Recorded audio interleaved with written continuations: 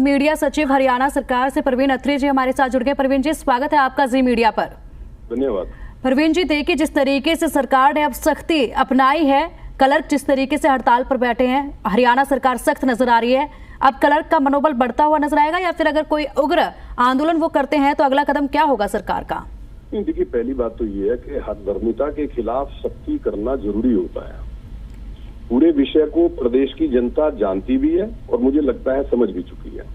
हमारे क्लर्क साथियों ने अपनी तनख्वाह बढ़ाने की एक मांग रखी थी और सरकार ने नियम अनुसार लेवल 2 से उनको लेवल 3 पे ले जाने का एक ऑफर दिया था। क्लर्क बंधु इस बात के लिए हठधर्मिता करने लगे कि उनको सीधा लेवल 6 पे ले जाया जाए, जो टेक्निकली पॉसिबल नहीं। अब जहां होना ये चाहिए था कि आम जन को परेशानी ना हो, इसके लिए क्लर्क मित्रों को अपील भी की थी कि वो अपनी हड़ताल को खत्म करें, लेकिन उन्होंने उस बात के ऊपर ध्यान नहीं दिया। तो स्वाभाविक है, सरकार का काम है आम नागरिक को असुविधा ना हो। जो रजिस्ट्रियां नहीं हो पा रही थी, जिस तरह की दिक्कतें जनता के सामने आ रही थी, तो सरकार जनता को कोई परेशानी नहीं होने देगी, कोई दिक्कत नहीं होने देगी। इसके लिए सरकार लगातार प्रयासरत है। जी बिल्कुल। परवीन जी, क्या अब बीच में क्या लगता है कि क्या कोई और ऑफर भी दिया जा सकता है क्लर्क को? क्योंकि अगर इसी तरीके से हड़ताल चलती रही तो ये हड़ताल कहां तक जाएगी? और अब अगर आगे उग्र होती है ये हड़ताल या फिर क्लर्क अब आगे कुछ उग्र प्रदर्शन करते हैं, दूसरे लोग भी उसमें आकर शामिल होते हैं, तब सरकार और कितनी सख्ती दिखाएगी, सरकार और कितना सख्त होगी? देखिए, ऐसा है, पहली चीज तो ये है कि जब हम कोई मांग करते हैं तो हमें खुद इस बात का विश्लेषण करना चाहिए, इस बात का आत्मचिंतन करना चाहिए कि हम जो मांग कर रहे हैं क्या वो मांग जायज है। और आत्मचिंतन कैसे होता है? अगर आप दूसरे प्रदेशों के ऊपर नजर डालेंगे, क्या दूसरे प्रदेशों में जो तनख्वाह आप मांग कर रहे हो क्या वो मिलती है? हरियाणा के अंदर जो ग्रेड पे है वो वही है जो पंजाब में है, वही ग्रेड पे राजस्थान में है। हमने 21,700 उत्तर प्रदेश का ग्रेड पे देने का वायदा कर दिया, एक और सुविधा देने का वायदा किया, लेकिन जिस तरह की हठधर्मिता क्लर्कों ने अपनाई, मुझे लगता है कि वो निंदनीय है, ऐसा नहीं होना चाहिए जी। इसीलिए सरकार का लगातार प्रयास ये है कि या तो क्लर्क मित्र, सरकार ने जो बात कही, सरकार ने जो बात सरकार के सामने रखी, उसका सरकार ने जो सोल्यूशन निकाला उसको स्वीकार करें, वरना सरकार तो अपना कर्तव्य का पालन करेगी, जनता को परेशानी नहीं होने देगी।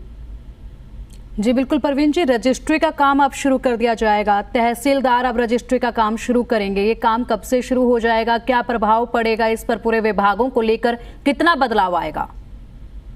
देखिए, स्वाभाविक है, जो जनता का काम सुचारू रूप से जब होगा तो कहीं ना कहीं जो ये हठधर्मिता है, मुझे लगता है इसके ऊपर हमारे क्लर्क मित्र भी चिंतन अवश्य करेंगे। लेकिन मैं एक बात और कहूंगा, एक तरफ वो प्रदेश है जहां 6-6 महीने कर्मचारियों को तनख्वाह नहीं मिलती, जहां पे पहले 3 साल किसी भी सरकारी कर्मचारी को केवल बेसिक सैलरी दी जाती है। मैं पंजाब की बात कर रहा हूँ, केवल बेसिक सैलरी फर्स्ट 3 ईयर।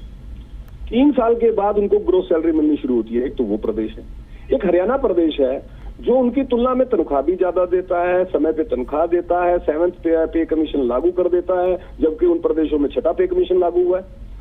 तो हरियाणा प्रदेश के अंदर अगर कोई कर्मचारी इस तरह की हठधर्मिता दिखाएगा, मुझे लगता है कि जनता भी उस पर अवश्य विचार करेगी। जी शुक्रिया परवीन जी, आपका इंतजाम जानकारी के लिए।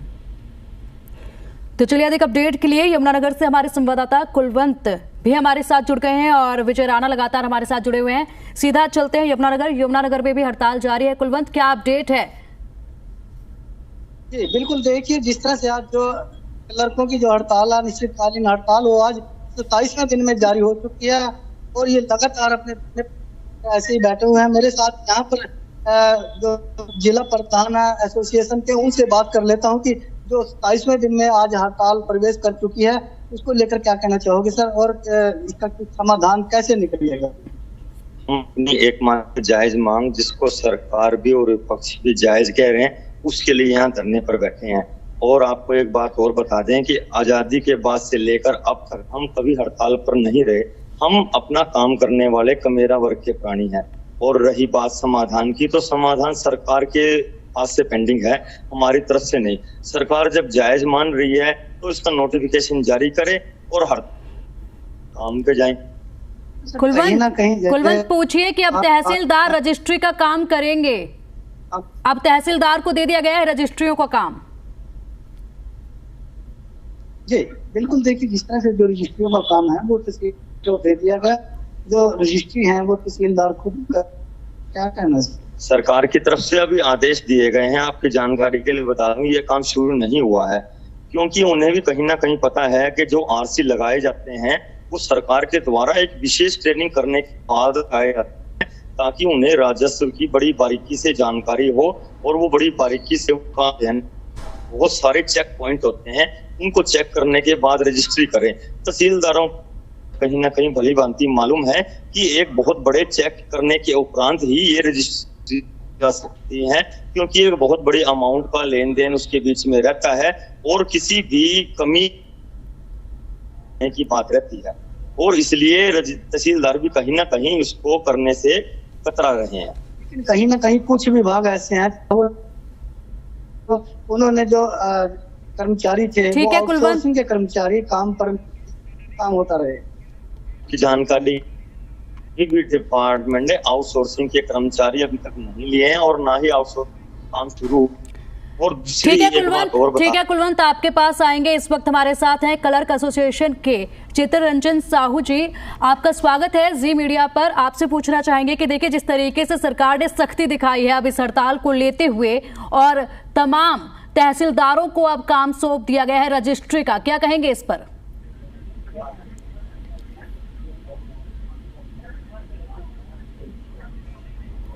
चित्तरंजन जी, क्या आपको आवाज मिल पा रही है? हाँ जी, आपको आवाज नहीं आ रही मेरी? हेलो जी, जिस तरीके से सरकार ने सख्ती दिखाई, अब फैसला लिया है, उस पर क्या कहेंगे आप? अब तहसीलदार काम करेंगे रजिस्ट्री का? मैम, ये सरकार का अपने लेवल का काम है, सरकार ने अपना काम देखना है। हम हमारे तरीके से जो हमारा आंदोलन है हम चला रहे हैं, सरकार के आदेश है उनकी पालना तहसीलदारों ने करनी है। अब वो तहसीलदार मौजूदों ने देखना है वो किस प्रकार से काम चलाएंगे, क्योंकि जो काम क्लरिकल कैडर कर सकता है वो आपको पता है भी किस प्रकार से कार्यशैली चलती है ऑफिस की, तो तहसीलदार जो महोदय उन्होंने भी देखना है वो चीज। सरकार ने आदेश किया है तो वो सरकार अपने हिसाब से चला रही है काम। और आंदोलन का क्या रुख रहेगा अब? बिल्कुल मैम, आंदोलन हमारा कंटिन्यू चलता रहेगा। जैसे पिछली मीटिंग में बताया था कि नेक्स्ट वीक में आपकी मीटिंग होगी, तो जैसे मीटिंग होगी जो भी आगे कार्रवाई होगी हम हमारा आंदोलन कंटिन्यू चला रहे हैं। चित्तरंजन जी, क्या लगता है कि मांगे जो हैं वो जायज हैं? क्योंकि देखिए, सरकार की तरफ से एक ऑफर तो दिया गया था 21,700 का, क्योंकि सरकार का कहना है कि हम दूसरे ग्रेड से तीसरे ग्रेड पर जा सकते हैं लेकिन सीधे छठे ग्रेड पर नहीं जा सकते हैं। मैडम, हमारा सरकार से एक ही सवाल है, अभी छठे ग्रेड पे क्यों नहीं जा सकते? सिर्फ एक छोटा सा सवाल है, अभी आप हमें विद फैक्ट बता दीजिए, अभी छठे ग्रेड पे क्यों नहीं जा सकते? ना हम अन्य राज्य का उदाहरण देते, ना हम किसी अन्य पद का उदाहरण देते। हमारा जो नेचर ऑफ वर्क है, हमारी जो कार्य समीक्षा है, उसके आधार पर हमें बता दीजिए जी भी आप छठे वेतन, छठा जो लेवल है PL6 है, उसमें इस वजह से नहीं जा सकते, तो हम हमारे जो फैक्ट है सरकार को रख देंगे। हमारा बिल्कुल जायज हक है जी, हम कोई झूठी मांग नहीं कर रहे हैं। सरकार बस इस आंदोलन को लंबा खींचने की कोशिश कर रही है, जनता को परेशान कर रही है। अब ये चीज जवाहर यादव जी ने भी बोला था कि भी क्लर्क जो है वो जनता की सेवा ना करके उनको उनके काम में अड़चन अड़ा रहे हैं। मैम, हम काम करने के लिए पहले भी तैयार थे, आज भी तैयार है। सरकार हमारी मांग मान ले, हम जनता की सेवा करेंगे। अब जो परेशानी है वो सरकार की वजह से है, हमारी वजह से नहीं है। ठीक है, शुक्रिया आपका चित्तरंजन जी इन तमाम जानकारियों के लिए। शुक्रिया कुलवंत आपका भी, शुक्रिया विजय आपका भी इन तमाम अपडेट्स के लिए।